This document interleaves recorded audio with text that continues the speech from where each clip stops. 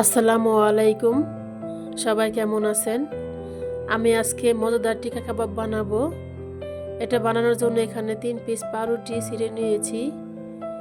দিয়ে দিলাম 1 কাপ পরিমাণ মসুরি ডাল বাটা।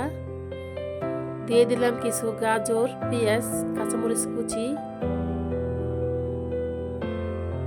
দিয়ে দিব এখন পরিমাণ মতো হলুদ মরিচের গুঁড়া, 1 চামচ গরম মশলার গুঁড়া। দিয়ে দিব কিছু ধনেপাতা কুচি। দিয়ে দিলাম স্বাদ মতো লবণ।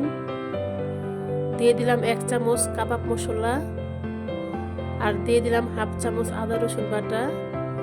সবগুলো একসাথে ভালোভাবে মাখিয়ে 5 মিনিট রেখে দিতে হবে। এটা খেতে এত মজা হয়েছে, না খেলে বিশ্বাসই করবেন না।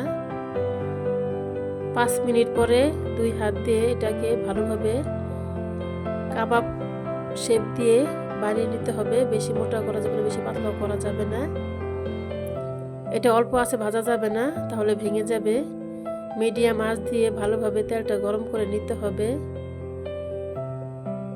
এটা কেউ খেলে বিশ্বাসই করবে না এটা যে মাছ মাংস ছাড়া বানানো কাবাব। একবার খেলে বারবার খেতে মন চাইবে। বাসায় থাকা কিছু উপকরণ দিয়ে এগুলা সহজে বানিয়ে নেওয়া যায়। দেখতে পাচ্ছেন কতটা লোভনীয় হয়েছে, কত সুন্দর কালার হয়েছে।